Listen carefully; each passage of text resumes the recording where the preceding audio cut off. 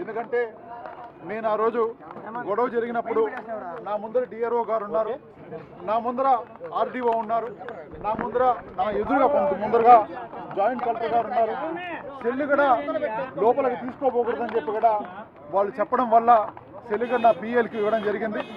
అలాంటిది నా పేరు ఈ కేసులో 52 రోజుల తర్వాత రాజకీయంగా ఎదుర్కోలేక ఈరోజు ఇలాంటి కేసుల్లో మమ్మల్ని నిరికిచ్చి ఏదో భయపెట్టాలి, ఏదో భయభ్రాంతులకు తీసుకురావాలి, కాన్స్టిట్యున్సీలో తిరగనీయకూడదని చెప్పి ఈరోజు పులివర్తి నాని గారు చూస్తున్నారు. పులివర్తి నాని గారు ఒక్కడే చెప్తున్నాం, చంద్రగిరి కాన్స్టిట్యున్సీ అనేది మీ సొత్తు కాదు. 1,00,000 ఓట్లు ప్రజలు మాకు ఇక్కడ ఓటేసి ఈరోజు గెలిపించడం జరిగింది. మీరు ఇదొక్కటే కాదు, బుల్లెట్లతో కాల్చినా కూడా చంద్రగిరి కాన్స్టిట్యున్సీ నుంచి వెనకపోయే క్వశ్చనే లేదని కూడా మీకు ఇక్కడి నుంచి హెచ్చరిస్తున్నాం. తప్పకుండా మీరు చేసే భూదందాలు కావచ్చు, మీరు చేసే ప్రతి ఒక్కదానికి మేము ఎదురుగా నిలబడతాం. మా ప్రతిపక్షానికి, మా ప్రజలందరికీ కూడా ప్రతి ఒక్క దాంట్లో కూడా మేము కూడా వాళ్ళకి తోడుగా నిలబడతామని కూడా ఇక్కడ ప్రెస్ ద్వారా మీ ద్వారా తెలియజేస్తున్నాం. అదే నా సెల్లు ఒకదా చెక్ చేసుకుంటే గత 3 రోజులుగా ఆన్లో ఉంది. 2 రోజులు, ఒక 5 రోజుల ముందు నేను ఇక్కడ తిరుపతిలో కూడా ఉన్నాను. ఢిల్లీకి కూడా జగనన్న ప్రోగ్రామ్ అయితే ఢిల్లీకి కూడా పోవడం జరిగింది.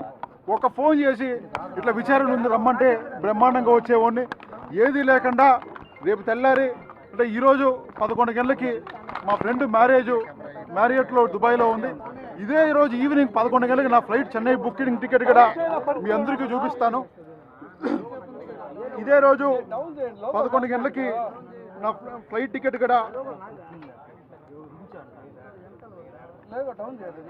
ఇదే రోజు రాత్రి 11 గంటలకి నా రిటర్న్ టికెట్ కూడా ఉంది. ఎల్లుండి షిరిడి ప్రోగ్రామ్కి 1800 మంది చంద్రగిరి కాన్స్టిట్యున్సీ నుంచి మేము పోవాలని కూడా నిర్ణయించుకోవడం జరిగింది. ఇవన్నీ తెలిసి కూడా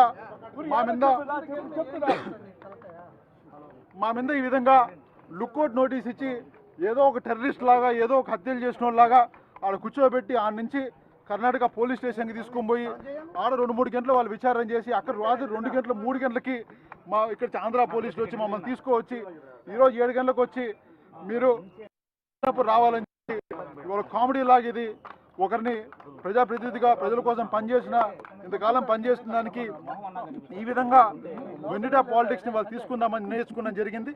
తప్పకుండా దీనికి సంబంధించిన ప్రతి ఒక్కరిని కూడా తప్పకుండా లీగల్గా కూడా ఫైట్ చేస్తామని కూడా తెలియజేస్తున్నాను.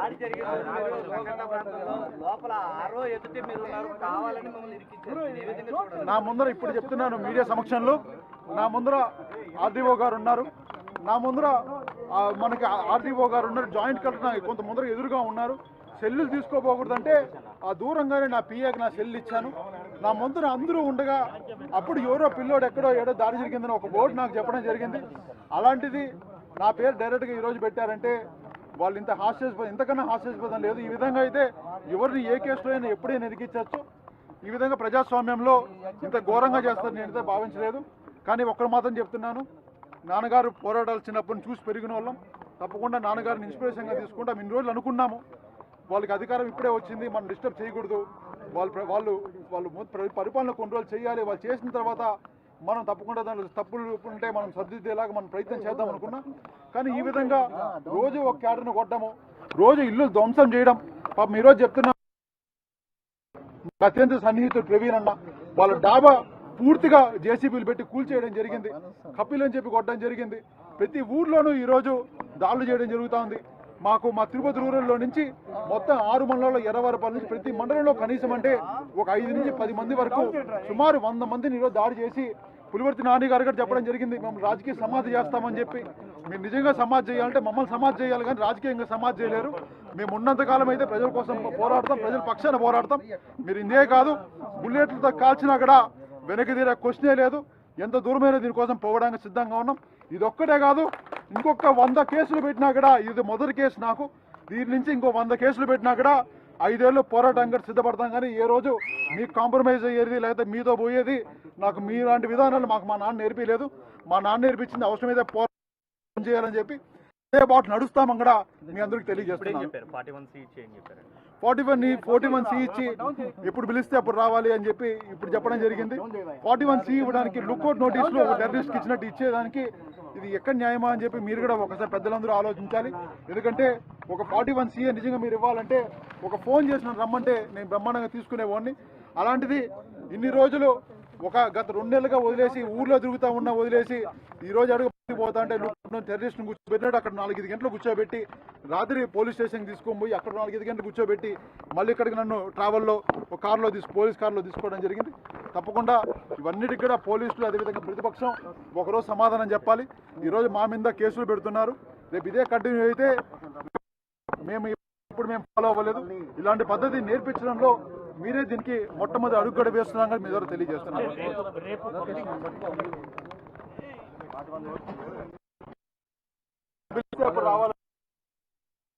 నియోజకవర్గంలో కార్యకర్తలందరూ కూడా చాలా కోపంగా ఉన్నారు మీ అరెస్ట్ పైన. వాళ్ళకి ఎలాంటి సందేశం? కార్యకర్తలందరూ కూడా సమన్వయం పాటించి ప్రజల కోసం మనం పోరాడే వాళ్ళం, ప్రజల కోసం మనం నిలదీసే వాళ్ళం. మనందరం ఇప్పుడే వచ్చింది కదా, వాళ్ళు పరిపాలన చేసుకోవాలి కదా అనే ఒక ఆలోచనతో ఏ ఒక్కరోజు నేను కూడా బయట రాలేదు.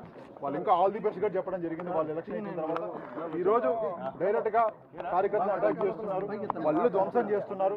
ఇవన్నీ నాన్నగారు తగ్గకుండా మీరు చేసిన తప్పని చెప్పి ప్రశ్నిస్తే మమ్మల్ని ఏదో విధంగా అణిచివేయాలని చెప్పి ఈరోజు డైరెక్ట్ గా నా మీద కేసు పెడితే నాన్నగారు లేదు మేము భయపడతాం మూడ్లో ఉన్నాం. అది వాళ్ళు పిచ్చి భ్రమ. తప్పకుండా ఒక కేసు పెడితే ఇంకా 100 అడుగు ముందేస్తాం కానీ వెనకడికి వేసే క్వశ్చన్ లేదంగా తెలియజేస్తాం.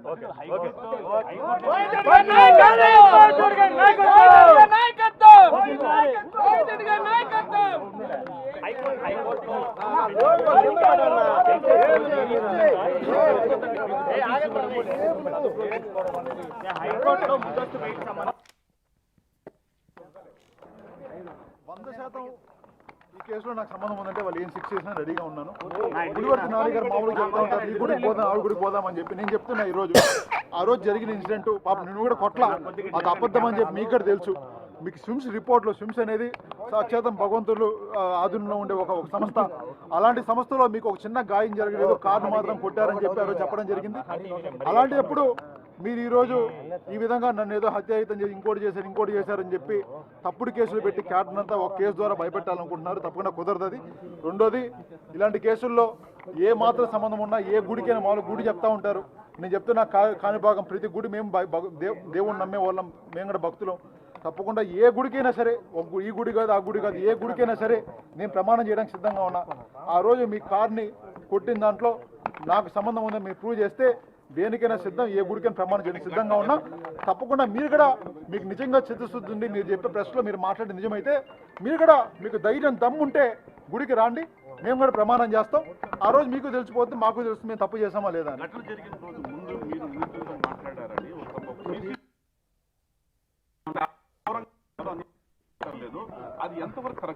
ఆ రోజు వాళ్ళతో మాట్లాడినట్టుగా నాకు గుర్తులేదన్నా. మార్నింగ్ ఇప్పుడు జరిగినప్పుడు ఆ ఇష్యూ చూడలేదు.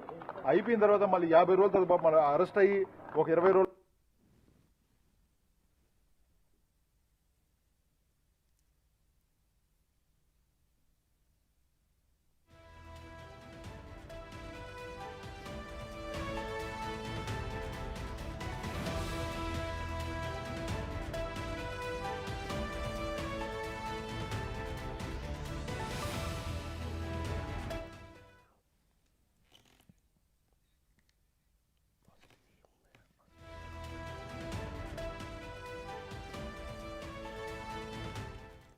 బులెటిన్లో మనం బ్రేకింగ్ న్యూస్ చూస్తున్నాం. తుడా మాజీ చైర్మన్ చెవిరెడ్డి మోహిత్ రెడ్డిని పోలీసులు వదిలేశారు.